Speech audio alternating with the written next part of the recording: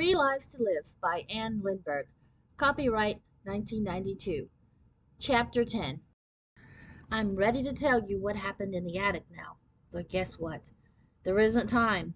Mrs. McGorian just came into the computer room and said I have exactly 5 minutes to shut off the computer. What's more, I won't get to use it again until next Monday. 4 whole days. What a bummer. Why? Thanksgiving. What with all the excitement about Daisy being Gratkins, I forgot something I've never forgotten before in my whole entire life. A school vacation. It starts today at noon, but if you think I'm grateful, think again. I wouldn't have known you were still in here if Daisy hadn't told me, Mrs. McGorian said. Then she added, It's lovely to see how you're finally getting to know your sister. Getting to know Daisy, I said. I know all I want to know about her. Mrs. McGorian said there were different ways of knowing people.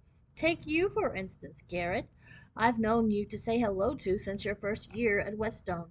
I've known you as my English student since September, but I know you in a new and better way through your autobiography, which she had promised not to read until it was finished, right? I glanced up at her face to see if she was cheating and reading over my shoulder. From where I sat, her new smile looked faker than ever. It made me mad. Who does she think she is, saying she knows me? Knock, knock, I said. Who's there? Asked Mrs. McGorian, adding a touch of cute to her new smile. See what I mean? I said. She looked totally baffled. Whoops, I said. I forgot the first part of the joke. Believe me, though, it's no joke. Mrs. McGorian doesn't know me. I don't know Daisy, and sometimes I wonder if Gratkins knows either of her so-called granddaughters. Why so-called? To be continued. Chapter 11. I know I promised to write what happened in the attic, but first I want it on record that I'm worried about Daisy. She's not acting like herself, whoever that is. Here's where the intelligent reader says, Hold it! Daisy is Gratkins, right? Wrong. At least wrong according to Daisy. Ever since the night last week when we went through the photos in the attic, she's been dead certain she isn't Gratkins after all. What's more, she's out to prove it. How? By comparing their fingerprints, of all things. Won't that hurt Gratkin's feelings? I asked. Not if I play my cards right, said Daisy. Today is Monday, our first day back after vacation. By some miracle, Daisy was ready for school ahead of schedule. I was a little startled to see her wearing the peach-colored party dress that she came down the laundry chute in. It's not your typical anchorwoman outfit, and she knew as well as I did that it wouldn't go over big at Whetstone. Why was she wearing it then? I soon found out. You're wearing our dress, Gratkin said, blushing with pleasure when Daisy appeared in the kitchen. Daisy was so early that she actually sat down to eat something, namely cornflakes with milk. And you guessed it, she ate each spoonful of cornflakes dry, followed by a sip of milk. You'll never catch Daisy pouring one on top of the other. That's why she doesn't usually have time for breakfast. But this morning she even had time to left over to play her cards right. The conversation went like this. Gratkins. Daisy, you look positively scrumptious this morning. Daisy. Thanks. I'm counting on our dress to bring me luck. Gratkins. Why do you need luck? Do you have a test today? Daisy. No, it's just I'm hoping not to get detention during sports again, like last Wednesday. Gratkins. Heavens! I didn't know you got detention Wednesday. What happened? Wasn't your homework done on time? Daisy. Oh, no, it's just I forgot to bring something to school. Well, here she bats her eyelashes, believe it or not. I didn't actually forget. It's more like I didn't dare ask you for it. Gratkins. Maybe you'd better tell me what that thing is. Daisy. First of all, I need $5. Gratkins. But sweetheart, you know I give you school money whenever you need it. Daisy. Yes, but you pay for so much already, and it's not like you really wanted me in your life or anything. Garrett. Awed silence. When Daisy plays her cards right, I tend to get choked up with a mixture of envy and disgust. She has managed to set things up so that now Gratkins will agree to anything.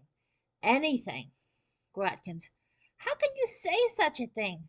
The day that you came here was one of the happiest days of my life. Why, I'd do anything for you, Daisy. Anything. Garrett. Nauseated silence. Can you believe this? And I swear it's word for word. Gratkins. You said first of all. What else were you embarrassed to ask me for? Daisy. Your fingerprints. Garrett won't let me do hers. She says it's messy. Garrett. Angry silence. She never asked me to begin with. But what I really mind is that she's using me. I don't happen to like being used. Gratkins. Why would you want to take Garrett's fingerprints? Daisy. The science teacher wants them for a study on twins. Could I use yours instead? They'd be better than Garrett's anyway because she and I aren't really twins, but you and I are the same person, right? I've been wondering about something for quite some time now. How come Daisy is such a manipulator when Gratkins is the soul of honor? If you ask me, that's a much bigger change than from hating math to liking math. In fact, I'm tempted to ask Gratkins about it. I'll say, when did you quit being such a scummy little liar? Gratkins is not stupid. She can always tell when I'm trying to put something over on her. So I expected her to laugh in Daisy's face. Instead, she turned kind of pale and said, "Oh dear, I should have thought of that." Daisy looked triumphant.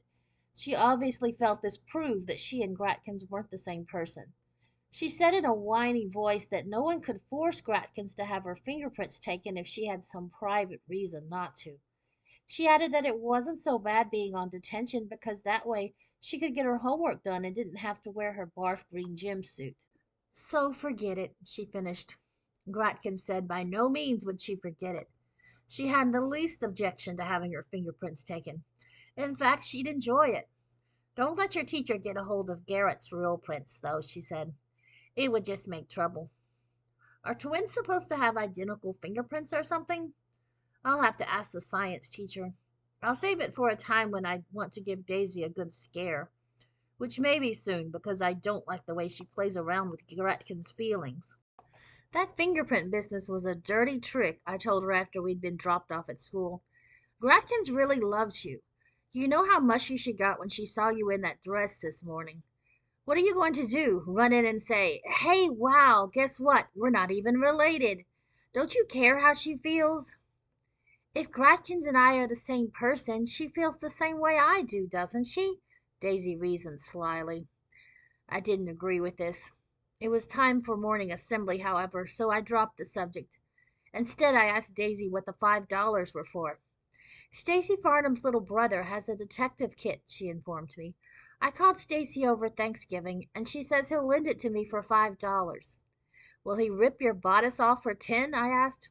Giving me a dirty look, Daisy walked right past the door to the assembly room and continued down the hall. Hey, I was only joking, I called after her. Aren't you coming to assembly? First I have to change, she said. You little sneak, I said. So that cutesy our dress act was just a bunch of lies. Daisy must have felt embarrassed because she explained that the dress was uncomfortable. It's tight under the arms. Honest. I must have put on weight since I came here, and the school nurse says I've grown 2 inches. I don't believe for a minute that she put on weight, but it's true about growing. 2 inches is a lot for 4 months. But when I asked Gratkins if Daisy had a thyroid problem, she said it was just modern nutrition. Well, you better hurry, I told Daisy. You'll get detention if you're late. Daisy said she'd rather get detention than be seen in her party dress, but she made it back before they closed the doors, wearing her barf green gym suit. I'm glad Gratkins wasn't there to see. Daisy has become hard and calculating. I can barely tolerate her since the evening we went up to the attic. By now you're supposed to be dying to know what we found up there. The answer is nothing. That's what's so mind-blowing. Remember Daisy's last words at the end of chapter 9? She said, "I wonder who I married." I wondered too. In fact, we were both so excited that we left the pizza with laptop and tore upstairs to look in the old albums. But we didn't find a thing. There were plenty of photographs, of course, family groups and studio portraits taken at weddings and graduations. There were snapshots of Daisy as she grew older, 50 years ago. We even found one that would do for her interview. But there wasn't a single one of Gratkins with a man. Maybe there's another album somewhere, I suggested. We hunted for ages with no luck. Meanwhile, Daisy grew more and more annoyed. She grumbled and swore and started slamming things around. I didn't see why she was so upset. After all, it wasn't as if she could marry the same man Gratkins did. He's dead now.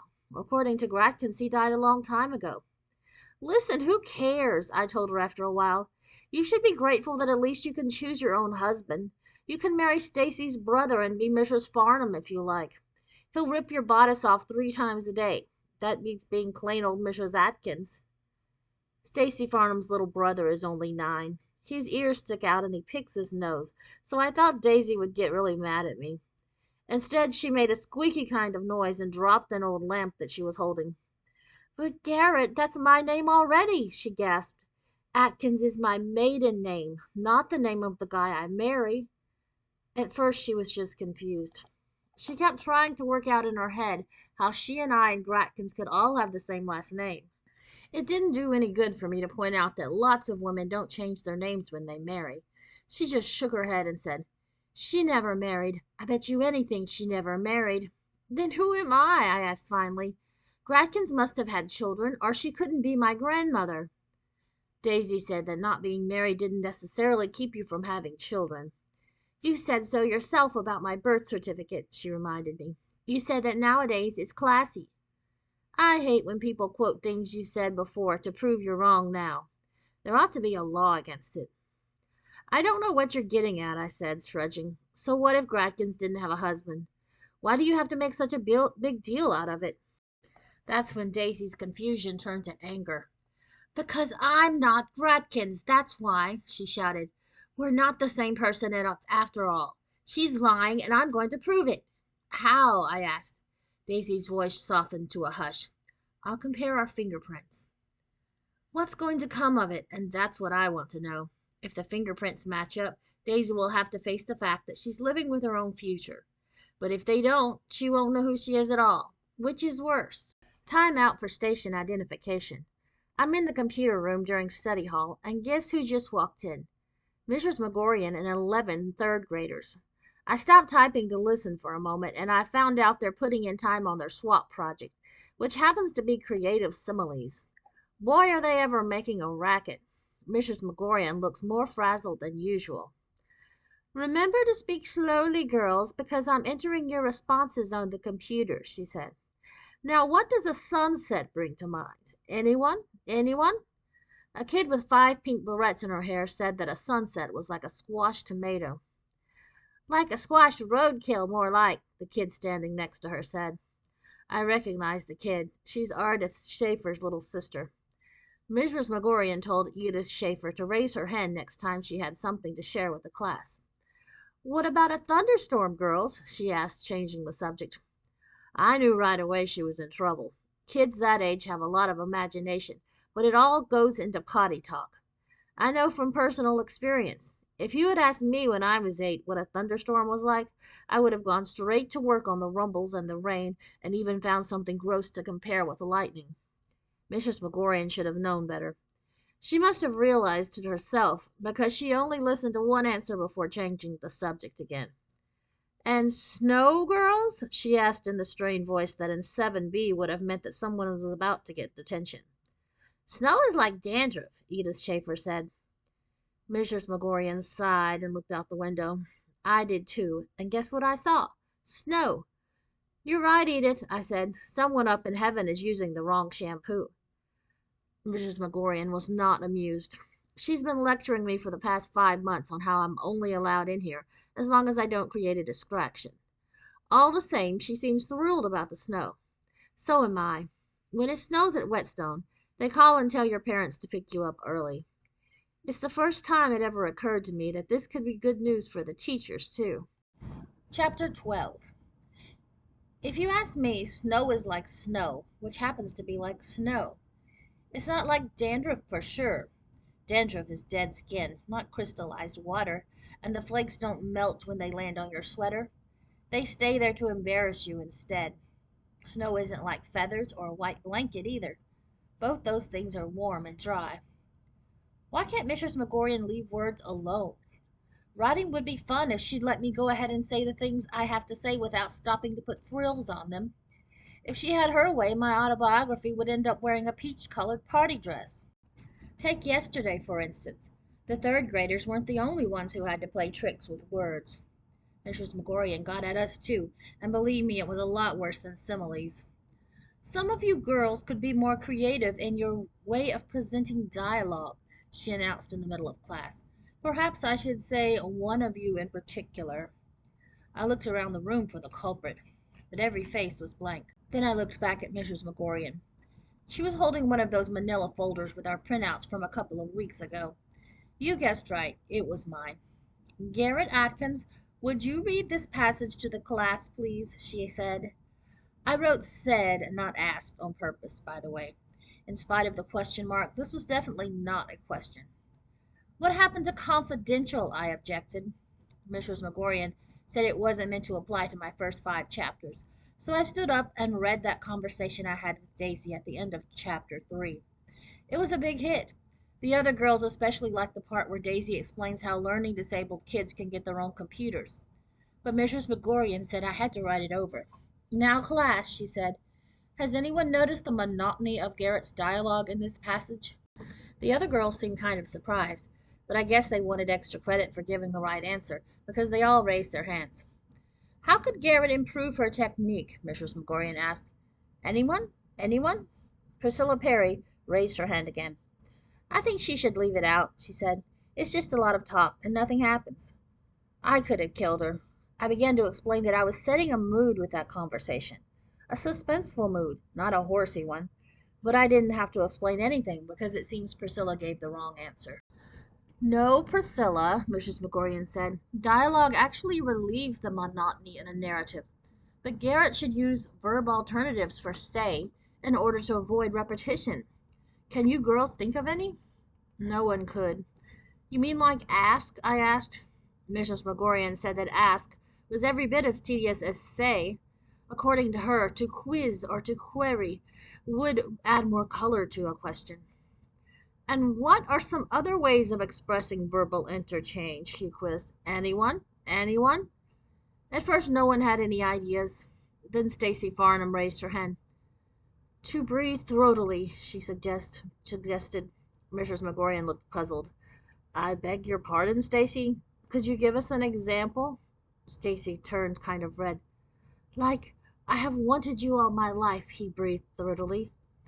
Mrs. McGorian breathed throatily herself, but more as if she wished Stacy would dry up. I see. Anyone else? To Winnie, Priscilla whinnied. Mrs. McGorian didn't ask for more ideas. She just wrote a long list on the blackboard and told us to bear it in mind next time people talk in our autobiographies. Mrs. McGorian's verb alternatives: beg, bellow, blubber, blurt, chirp, coo, drawl, grin, groan, mumble, murmur, muse, mutter, query, quiz, roar, snort, stammer, yap, yawn, yelp. If you say it fast, this sounds like a crowd scene in a horror movie. I practiced the first 4 words aloud because they happen to be a real tongue twister. Beg, bellow, blubber, blurt. Beg, bellow, blubber, blurt. Beg, blubber, blubber, blurt. Mrs. McGorian got mad. She said I was being disruptive. She also said I had to rewrite my conversation with Daisy right then and there. Here's the new version. The kids at school with learning disabilities get extra tutoring, not laptop computers, I mutter.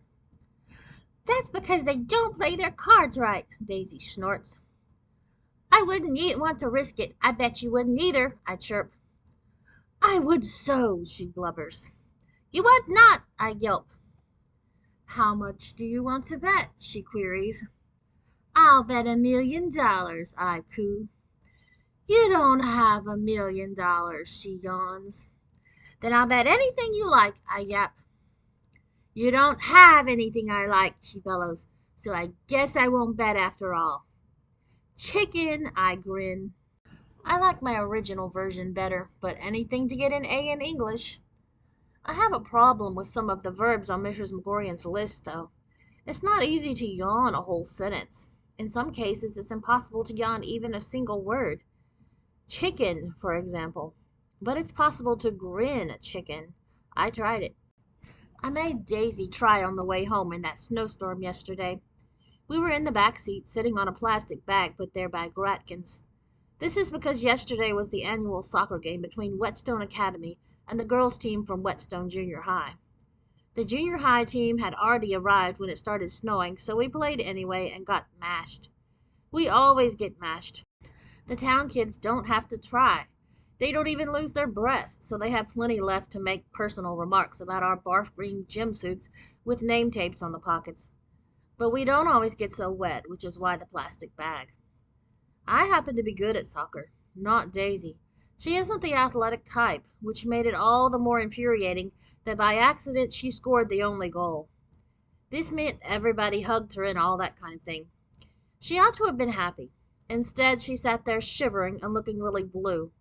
Considering the unfairness of that accidental goal, I think it was nice of me to cheer her up. Chicken, I grinned. Daisy swiveled her head around like an owl and stared at me without cracking a smile. Didn't Daisy score the only goal? Gratkins asked from the front seat. I do believe you're jealous. I was trying to cheer her up, I protested. Then I explained about Mrs. McGorian's list of alternative verbs. Some of it works fine, I told her. For instance, you can grin chicken and you can groan it, but if you try to stammer chicken, it comes out sounding like a sneeze. Daisy kept on staring at me in her owly way. She took a deep breath and tried to stammer chicken. I was right. It sounded like a sneeze. See what I mean? I said. Okay, I'll give you two more of Mrs. McGorian's words. You can bellow chicken, but have you ever tried to beg it? Beg it for what? Gratkins asked. Just try it, I said. It's fun. Daisy cleared her throat a couple of times. Chicken, she said. Just said. Her heart obviously wasn't in it. Neither was her mind, because the next thing she said was, Why didn't you ever get married, Gratkins? Gratkins was quiet for a long time, during which she kind of overdrove, meaning she signaled more than necessary and kept putting her brake on. Then she'd speed up again and check the rearview mirror even though we were the only car on the road. The snow was coming down fast and thick by then. Huge wet swirls of it slapped against the windshield. I was scared we'd have an accident. You didn't answer my question, Daisy remarked coolly. Would that be for any particular reason? In this really fakey voice, Gratkin started talking about the young and the restless. I'm so worried about those young people, she told Daisy. How can Ashley and Brad work things out if they won't communicate? I'm afraid something awful will happen in tomorrow's episode. It's today's episode I'm worried about, said Daisy. And guess what? It's taking place in the privacy of our own home, not on a TV screen. What is the sordid secret of this woman's life? I laughed nervously. Gratkin skidded into our driveway and practically fell out of the car. She was in such a hurry opening the door. Daisy actually did fall, too, so she tripped over a laptop, who always skitters in circles when we get home from school. She picked herself up and ran after Gratkins, catching up at the front door. What are you trying to hide? She asked angrily. Why did you pretend to be married when you weren't? Gratkins sighed and paused for a moment before she turned the knob. I have a roast in the oven, she said. I can't talk now. I changed into dry clothes and went into the kitchen to see if I could help. I wasn't surprised to find Gratkins on a stool at the counter watching Oprah on the little TV she has in there. What surprised me was that the kitchen didn't smell of roast. I looked in the oven to make sure, but it was cold and empty. Imagine Gratkins telling a fib like that. Maybe she hasn't changed much since she was Daisy's age. Don't let it burn, I said. Gratkins gave a little start and looked up from the screen. I'll put it in the minute the show is over, she promised guiltily. What is going on? I demanded. Something really weird is going on in this house, and I don't like it. I don't blame Daisy for pestering you. Wait for the commercial, said Gratkins. Somehow I doubted that Daisy would wait for any commercial, either on TV or in real life. Not in the mood she was in. She wanted an answer from Gratkins, and she was going to play her cards right until she got it. Where was Daisy, by the way? I went to her room and found her still shivering in her wet gym suit. You'll catch your death, I said. Daisy sneezed and unbuttoned the top button. If I do, will Gratkins die too? Or does Gratkins have to die first, in which case I can do anything I like as long as she stays healthy? I thought you decided you weren't the same person, I reminded her. Isn't that obvious from the way she's been lying to me? Daisy pulled the detective kit out of her book bag. We'll find out soon enough, though. You read the instructions while I get dressed. I would rather have gone outside in the snow, but by this time it had turned to drizzle. Too bad there isn't a real blizzard, I said, opening the kit. Hey, this is neat. Can I try? Be my guest. Daisy yanked a comb through the tangles in her ponytail. Taking your fingerprints is fun. You get to smush your fingers around on an ink pad and then press them on a sheet of paper. I did all 8 fingers and both thumbs. It was interesting to see how my left and right hand varied a little, and how the pattern was broken by the scar where I cut myself slicing a lemon last summer. It was a decorative pattern, in an artsy way. Can I keep these? I asked. Daisy shrugged. What for? Wallpaper. I'll put up a whole bunch of copies and paste them, print up a whole bunch of copies and paste them on my wall. It'll look fantastic. Be my guest, Daisy said again. By the time I came back from my room, Daisy had changed into jeans.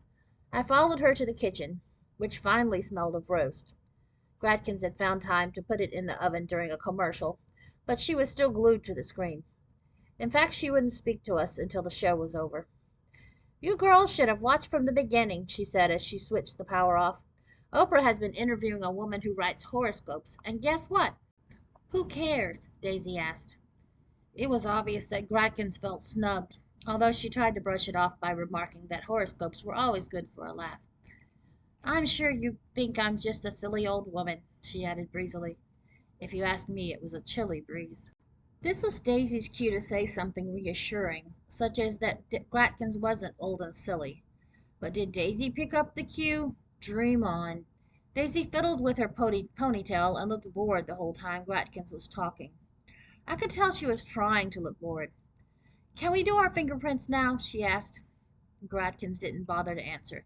Instead, she held out her hand and let Daisy press her fingers on the ink pad, followed by a sheet of paper. When Daisy had finished with Gratkins, she repeated the process with her own fingers. I watched anxiously as she inspected the results.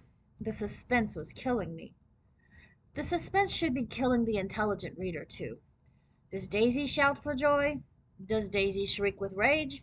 Surprise, surprise, Daisy doesn't do either. Daisy drops the sheet of paper into the trash. A puzzled frown creased Gratkin's face. What's the matter, honey? Didn't they come out right? Daisy's voice was colder than ever. I guess that depends on what you mean by right. If right means I grow up to be a silly old woman who pretends she had a husband when she didn't, then it came out right. If you happen to be someone who would rather die than grow up that way, then it came out wrong. But don't let it bother you. Some day soon I may kill Daisy. How could anyone deliberately hurt a person as nice as Gratkins? Besides, she should know that by hurting Gratkins, she's only hurting her future self. You're a rat, Daisy, I said. It sounded feeble, so I phrased it differently. You're a scumball, Daisy. I'm sorry people think you're my sister. Daisy blew her nose into a paper towel, scowled at the towel, and threw it at the laptop, who crawled into the space under the sink. When no one was looking, I fished this fingerprint paper out of the trash again, and put it with the others in my bottom bureau drawer. As soon as this fuss has blown over, I'll go ahead with my decorating plans. Maybe I'll dye my blankets black and have only white cases on my pillows. It would make a welcome change from Daisy's flowery, flouncy canopy bed. Speaking of Daisy, she went straight to her room and hasn't left it since. I'm not kidding. She didn't come out to eat the roast or say good night or anything. You'd think she'd at least come out to use the toilet, but if she did, I didn't see her. And she didn't come to school today. Why not? Because she's sick, or so she says. According to Daisy, when she sneezed chicken, it was the start of a cold.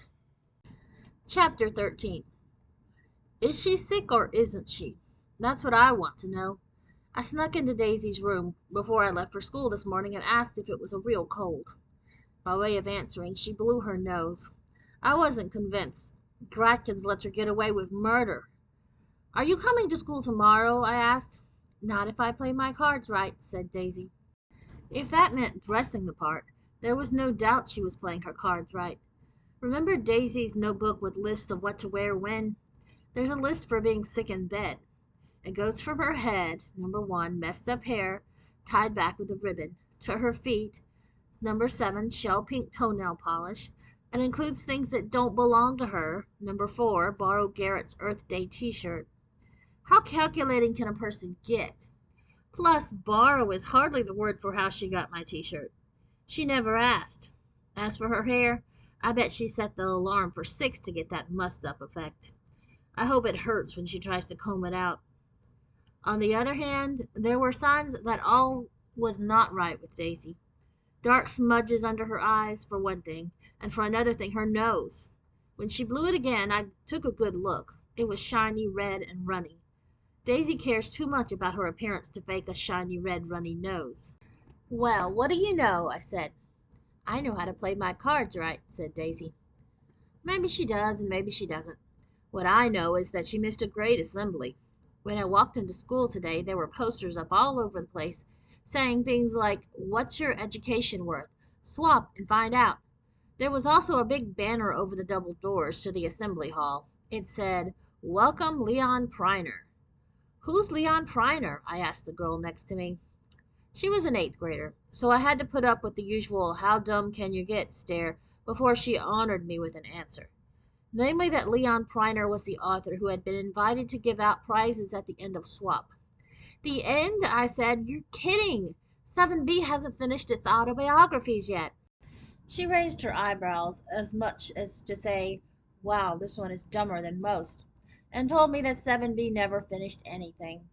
Not that it mattered, because everyone knew that the 8th graders would clean up all the prizes. So Swap was over. I had a sinking feeling that this meant trouble, and I was right.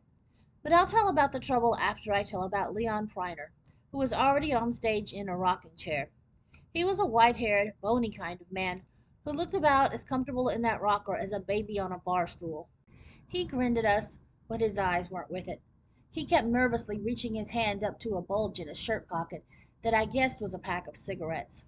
Each time he reached, he glanced at the no smoking signs and drew his hand away again. I felt sorry for the man. "Why the rocker?" I asked the 8th grader. She looked at me pityingly. "Leon Primer writes stories for kids, dummy. Kids' authors always sit in rockers." I was interested to find out if they had any choice in the matter, and if they typed their stories sitting in a rocker too. It didn't sound like an easy way to work. "Shut up," she said. "They're starting the flag salute." Hardly anyone joined in the flag salute this morning. We were all too busy staring. It's not often we get a guest speaker at Whetstone. When we do, it's never a male. The headmistress hopes we won't find out that males exist until we graduate. That's one reason why we don't have any male teachers. The other reason is Stacy Farnham. This Leon Priner was a little old for us, but undeniably male. After the flag salute, the headmistress said we were fortunate in having the author of "With a Bang and a Whimper" as a guest speaker, and that Mrs. McGorian would introduce him. Then she sat down in a hurry, as if she were glad to get out of introducing him herself. I bet she hasn't read his book. I haven't either. I never even heard of Leon Priner. "Do you know who this guy is?" I asked. "Shut up," the 8th grader hissed. "Mrs. McGorian is going to speak." Mrs. McGorian not only knew who Leon Priner was, she had also read his book. She said a whole bunch of gushy things like, "It was so exciting, I couldn't put it down," and "Aren't we lucky girls? A real live professional author here at Whetstone Academy." She went on for so long that Leon Priner yawned. I think Mrs. McGorian noticed, because she quit gushing and went back to her seat. Everybody clapped, and then we all settled down to watch the clock. Most of the guest speakers at Whetstone are pretty boring, so all we care about is whether we get to skip our first class. Leon Priner was different. He started out cracking a few lame jokes, but as soon as he switched from what was supposed to interest us, the beginning of a young writer, to what actually interested him, the end of the world, things began to pick up. First he explained that he wrote science fiction. Then he explained why. It's because he's concerned about the future of the planet Earth. From there he went into what the future would be like, short, who was responsible for it, us, and what we could do about it, things that are against the rules at Whetstone. We all stopped looking at the clock and began listening instead. Unfortunately, so did the faculty. And when Priner got to the part about going on a hunger strike if the academy cafeteria continued using disposable styrofoam containers, the headmistress interrupted him. "Now, girls," she said, "I'm sure Mr. Priner wants to get back to his typewriter, so how do we show our appreciation?" Everybody clapped again, but Mrs. McGorian wasn't about to let us off that easily. "Questions?" she suggested. "Anyone? Anyone?" There was a long silence, during which we all tried to look invisible. But Mrs. McGorian gave us the evil eye, so I raised my hand and asked why Leon Priner smoked cigarettes if he was so big on not polluting the environment. Mrs. McGorian didn't even give him time to answer. She just pointed at another hand that had gone up and said, "Next question, please." The next question was, "Are you the professional author?" I could tell from the whinny that it had been asked by Priscilla Perry. Leon Priner crossed his legs, making the rocker heave so that it nearly tipped him over. I'm afraid we giggled. "I beg your pardon?" he said. Priscilla repeated her question, but he still didn't catch on. "Which professional author did you have in mind?" he asked. Priscilla tossed her mane at Mrs. McGorian. "You never told us there were two," she whinnied. Leon Priner looked around the assembly hall as if he were checking out the emergency exits, so Mrs. McGorian stood up and started gushing again. She said how With a Bang and a Whimper was a breathtaking achievement of the literary year, and asked how he managed to create such a chilling aura of suspense. "The end of the world provides its own chilling aura of suspense," said Leon Priner. "As an author, I felt obliged to write about it." Personally, I think he was in a hurry to leave. In fact, I know he was, because he got halfway to the door before Mrs. McGorian reminded him that he was supposed to give out prizes.